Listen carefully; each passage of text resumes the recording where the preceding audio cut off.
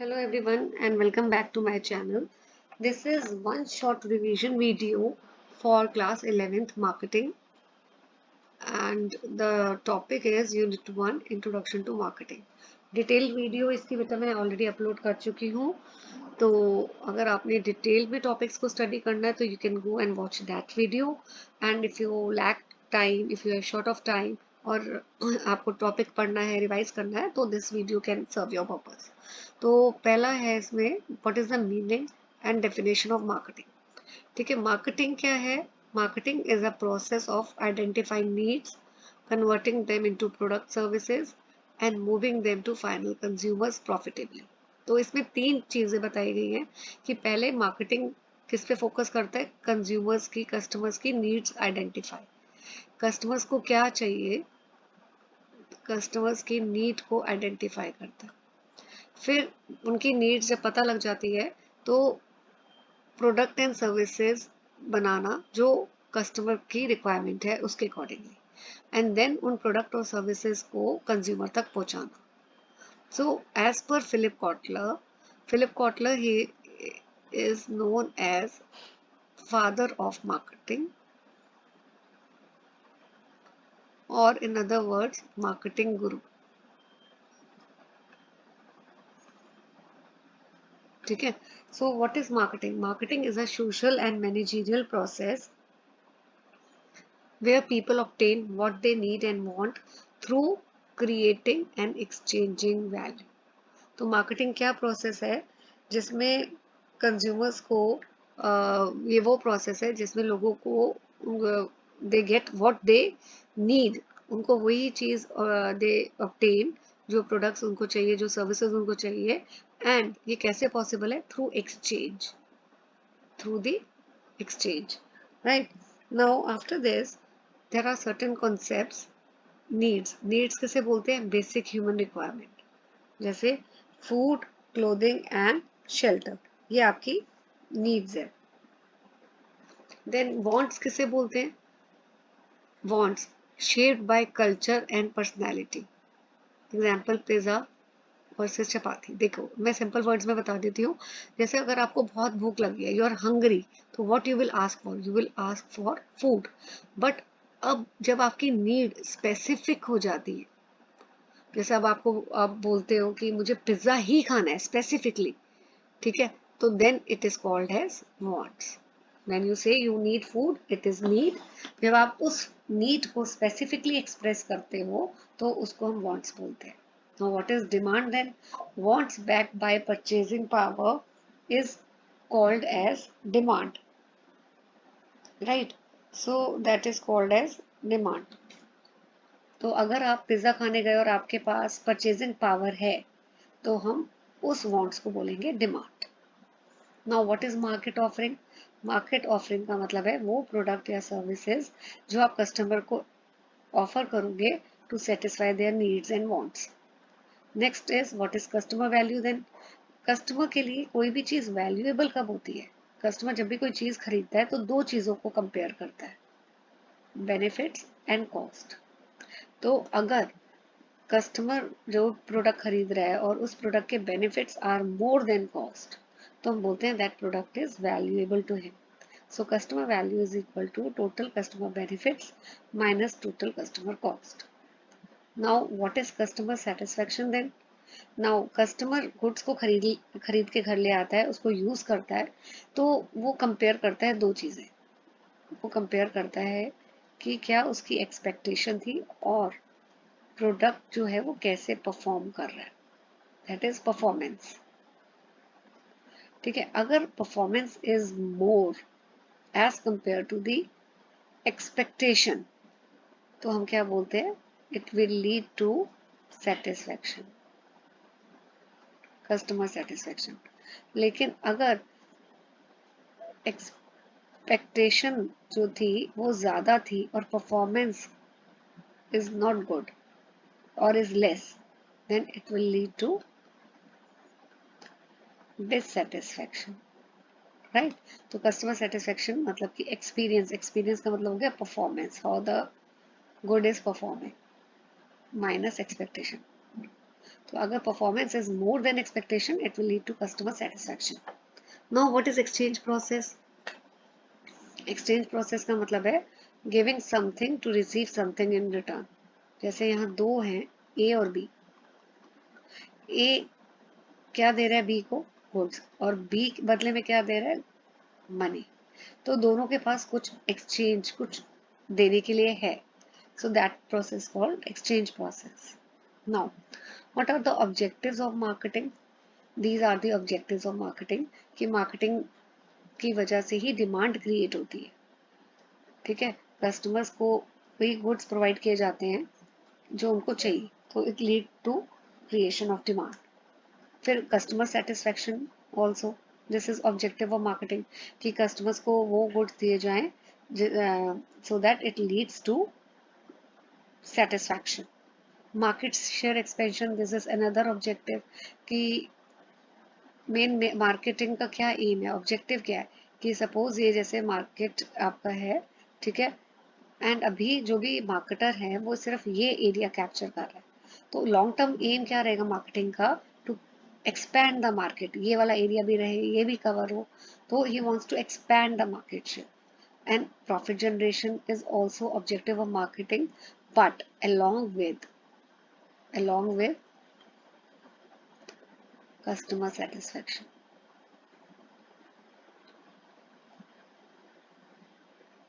Then building public image is another objective of marketing, right?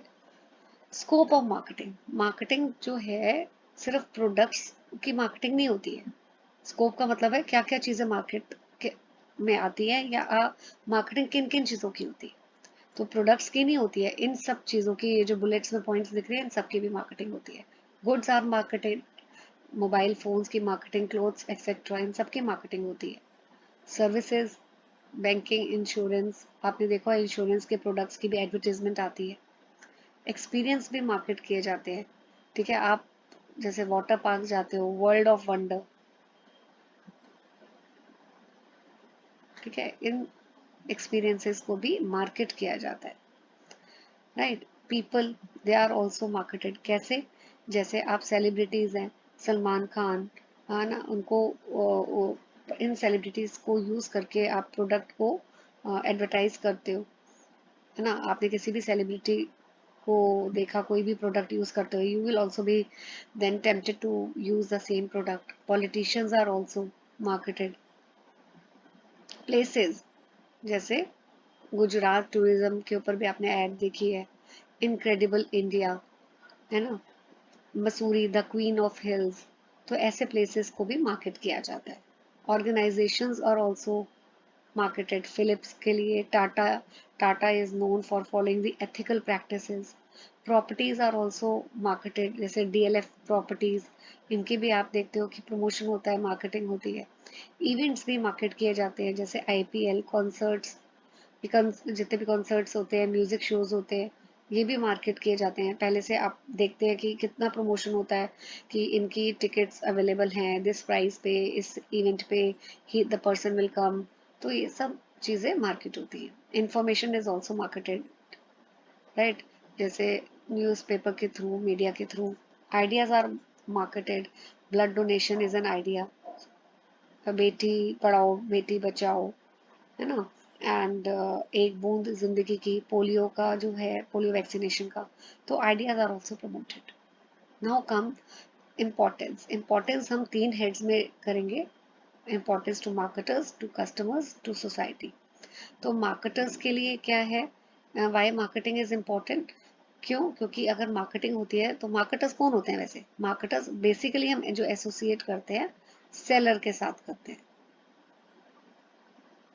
लेकिन some cases buyers also are marketers. अगर buyers अपने friend को, suppose एक person है, वो अपने फ्रेंड को बोल रहा है कि मेरी वॉच बहुत अच्छी है. अब उसको कंपनी ने तो नहीं बोला बताने के लिए कि वॉच अच्छी है, बट बायर एक तरह से उस गुड्स का प्रमोशन, उसकी वजह से गुड्स का प्रमोशन हो रहा है. तो in that case buyer is also marketer. But 99% we take seller as a marketer. So marketer के लिए मार्केटिंग की वजह से प्रोडक्ट की प्रमोशन होती है, प्रोडक्ट की अवेयरनेस क्रिएट होती है, फिर सेल्स भी बढ़ेंगी, अवेयरनेस क्रिएट होगी, तो लोग खरीदेंगे, खरीदेंगे तो सेल्स बढ़ेगी, एंड मार्केटिंग से ब्रांड की रेपुटेशन भी बिल्ड होती है। कस्टमर्स के लिए क्या फायदा है कि बहुत सारी वेराइटी उनको मिल जाती है, ठीक है, एंड मल्टीपल परचेज प्लेटफॉर्म्स, जैसे वो कस्टमर्स ऑनलाइन भी खरीद सकते हैं और ऑफलाइन भी खरीद सकते हैं। फिर कस्टमर्स को और क्या बेनिफिट है, प्लेस, टाइम, इंफॉर्मेशन, पोजेशन और फॉर्म यूटिलिटी क्रिएट होती है। फॉर्म का मतलब क्या है, जब ए गुड बेचता है बी को, पहले ओनर कौन था, ठीक है, इसमें फॉर्म में नहीं, सॉरी, ये पोजेशन का है बेटा एग्जांपल, कि पहले ओनर ए था, लेकिन जब उसने गुड्स दे दिए बी को, पोजेशन किसके पास आ गई, who is now owner, B is the owner. तो दिस वे ओनरशिप और possession utility is created, right. Time utility कैसे होता है, कि टाइम यूटिलिटी का एग्जांपल मैं यहाँ बता देती हूँ, कि गुड्स अगर बने हैं in the month of October, जरूरी तो नहीं है अभी वो कस्टमर खरीद लेगा, हो सकता है दिसंबर में खरीदे। अब ये 2 महीने का जो टाइम है, गुड्स को अगर हम बाहर छोड़ देंगे तो वो खराब हो जाएंगे, इसलिए इनको स्टोर किया जाता है वेयर हाउसेस में, गोडाउन्स में। तो इस टाइम गैप को कैसे आपने यूटिलाइज किया है, by storing the goods in the warehouse, ठीक है। तो इसी को हम बोलते हैं time utility. What is place utility, place जैसे गुड्स बने हैं बॉम्बे और डिलीवर करने हैं दिल्ली, तो एक जगह से दूसरी जगह गुड्स को पहुंचाना कैसे पॉसिबल है, through transportation. So this way what place utility is created. Form का क्या मतलब है, फॉर्म का मतलब है कि जब आप गुड्स रॉ मटेरियल को एक कन्वर्ट करते हो किसी और फिनिश्ड फॉर्म में, तो marketing also create form utility. जैसे अगर कोई कॉटन मटेरियल, कॉटन है और कॉटन को कन्वर्ट किया जाता है कॉटन शर्ट में, तो फॉर्म यूटिलिटी, फॉर्म चेंज हो गई, कॉटन की कॉटन शर्ट में हो गई फॉर्म। इंफॉर्मेशन कैसे स्प्रेड करता है marketing, through advertising etcetera. Now society को क्या बेनिफिट है, एम्प्लॉयमेंट अपॉर्चुनिटीज क्रिएट होती है, सोशल वेलफेयर ऑल्सो, ठीक है ना। कैसे सोशल वेलफेयर, अब देखो अपने कॉन्सेप्ट है CSR, CSR का फुल फॉर्म भी आ जाता है कॉर्पोरेट सोशल रिस्पॉन्सिबिलिटी, ठीक है। अब कंपनी जो भी काम कर रही है प्रॉफिट के लिए तो कर ही रही है, लेकिन एट द सेम टाइम उसको कुछ सोशल रिस्पॉन्सिबिलिटी भी फुलफिल करनी होती है। जैसे HUL, हिंदुस्तान यूनिलीवर लिमिटेड, ठीक है, बहुत बड़ी कंपनी, तो ये क्या करती है कि कौन सी एक्टिविटी करती है, that help a child reach 5। तो ऐसे क्लासमेट्स के भी रजिस्टर्स आप देख सकते हो, उसके पीछे लिखा होता है कि ₹1 donated for the people who need financial support. तो ऐसे ही डाबर आंवला की भी एक एडवर्टाइजमेंट मैंने देखी थी जिसमें था कि ₹1 शिक्षा के लिए। तो ऐसे एक्टिविटीज जब मार्केटिंग करती है तो इससे क्या होता है, social welfare. Now this is also important topic from examination point of view. Production concept. Production concept में बेटा the focus is on mass production. तो ये concept क्या believe करता है, अगर product is available, accessible by all and if it is affordable also, तो consumer will buy the product. तो प्रोडक्शन कॉन्सेप्ट दो चीजों पे, ये दो वर्ड्स आप याद कर लेना, मैं कल चेंज कर देती हूँ इसका, जो ये एक्सेसिबिलिटी और अफोर्डेबिलिटी, इन दो वर्ड्स पे फोकस करना है। Production concept focuses on that if the product is accessible and affordable, तो सभी प्रोडक्ट को खरीदेंगे, ठीक है। Now comes product concept. Product concept में फोकस है कि अगर फर्म कंपनी क्वालिटी पे फोकस कर रही है, अगर प्रोडक्ट की क्वालिटी अच्छी है तो everyone will buy the product, तो it focus on quality. Now come selling concept. Selling concept focus करता है एग्रेसिव सेल्स टेक्निक। तो अकॉर्डिंग टू सेलिंग कॉन्सेप्ट, कि अगर जब तक कस्टमर्स को कन्विंस ना किया जाए, बहुत एग्रेसिवली सेल्स स्ट्रैटेजीज ना फॉलो की जाए, तो nobody will buy the product. इसलिए they focus more on selling techniques, selling strategies. Then come marketing concept. Marketing concept जो है, it focuses on, यहाँ पे लिख देती हूँ, customer satisfaction, right? So that is why it is a improved version as compared to production product or selling concept. Now what is societal marketing concept? देखो marketing concept में सिर्फ और सिर्फ कस्टमर सेटिस्फेक्शन की बात नहीं है, लेकिन सोसाइटल में सोशल वेलफेयर की भी बात हो रही है और कस्टमर सेटिस्फेक्शन की भी हो रही है, राइट?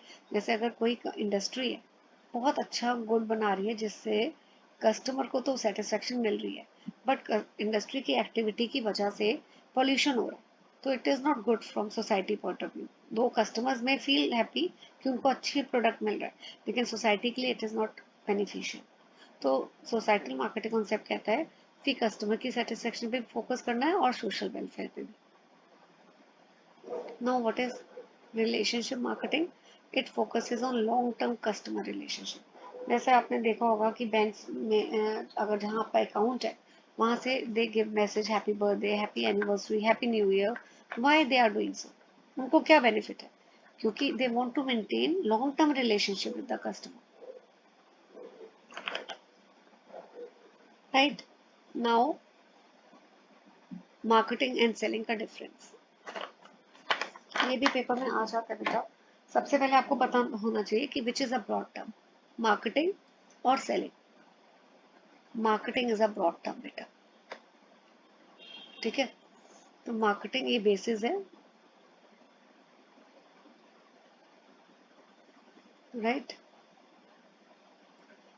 तो यहाँ पे तो फोकस मार्केटिंग का किस पे है?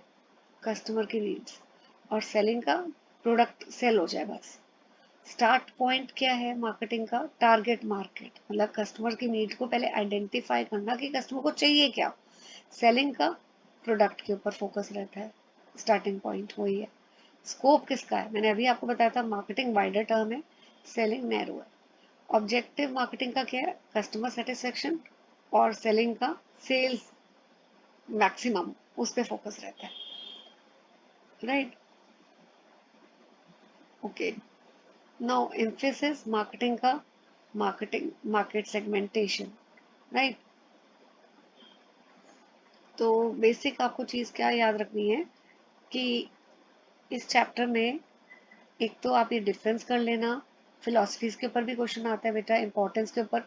Every single topic according to me is very important, every single. तो इसको आप अच्छी तरह प्रिपेयर करिए, and I think this video is going to help you in preparing for the exam. तो इतना बड़ा चैप्टर नहीं है बट बहुत इंपॉर्टेंट है। Thank you so much for watching the video.